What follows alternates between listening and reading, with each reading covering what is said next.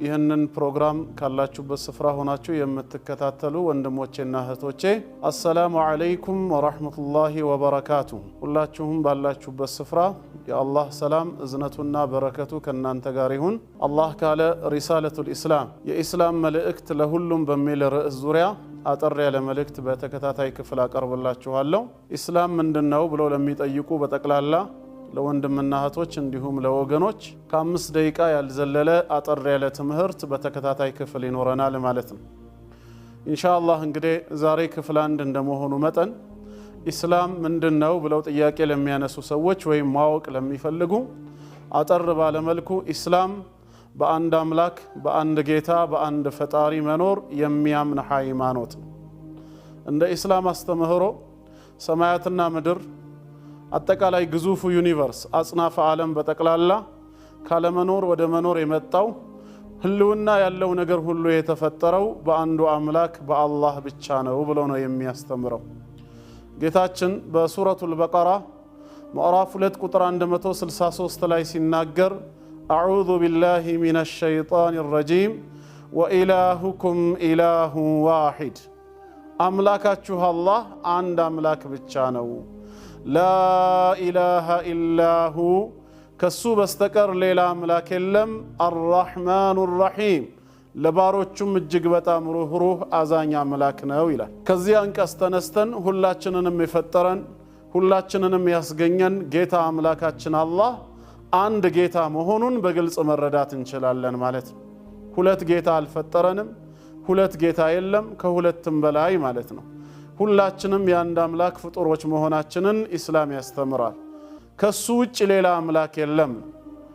ከዛም በመቀጠል አንቀጹን ሲዘጋው አርራህማኑ ራሂም ለባሮቹ እጅግ በጣም ሩህሩህ በጣም አዛኝ ነው። ለቅጣት የማይቸኩል መሐሪ፣ ቁጣውን ቶሎ የማይገልጽ ታጋሽ አምላክ መሆኑንም በዛው እየነገረን ነው። እናት ለልጇ ከምታዝነው በላይ አላህ ለፈጠራቸው ባሮቹ የሚያዝን ጌታ ነው። ስለ አንድነቱ በሌላም ስፍራ እንደዚሁ ነግሮናል። በቅዱስ ቁርአን ላይ በሱረቱ ነህል ምዕራፍ 16 ቁጥር 50 ላይ ሲናገር ወቃለ አላህም አለ ይላል ጌታችን ስለ ራሱ ሲነግረን ላ ተተኺዙ ኢላሀይን ኢስነይን፣ ሁለት አምላኮች አድርጋችሁ አትያዙ ይላል። የሚመለክ አንድ አምላክ ብቻ ስለሆነ ሁለት አምላክ ብላችሁ አትያዙ። ኢነማ ሁወ ኢላሁ ዋሂድ፣ ኢነማ አላሁ ኢላሁ ዋሂድ፣ አላህ እንደሆነ አንድ አምላክ ብቻ ነው ይላል። እርሱ አንድ ነው፣ ከሱ ውጭ ሌላ የለም።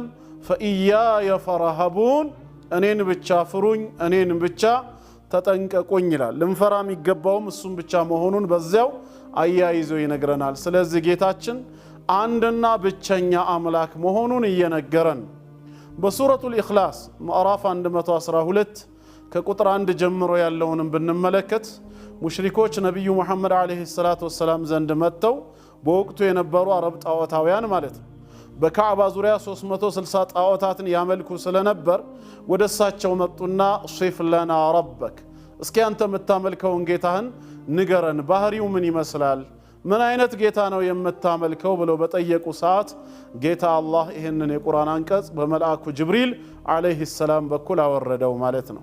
ቁል ሁወ አላሁ አሐድ አላሁ ሰመድ ለም የሊድ ወለም ዩለድ ወለም የኩን ለሁ ኩፉወን አሐድ። ቁል ለነዚህ ጥያቄዎች በላቸው ይላል። ላነሱት ጥያቄ ሁወ አላህ እርሱ አላህ ነው ብለህ ንገራቸው። እኔ የማመልከው የምገዛው ጌታ አላህ ነው። አላህ ደግሞ አሐድ አንድና ብቸኛ ነው ይላል። ሁለትነት ሶስትነት የሌለበት የማይከፋፈል ብቻውን ያለ አንድ አምላክ ነው። አላሁ ሰመድ ለሁሉም መጠጊያ ነው ይላል። ለፍጡራን ሁሉ በተቸገሩ ሰዓት ብቸኛ ደራሻቸው እርሱ ብቻ ነው።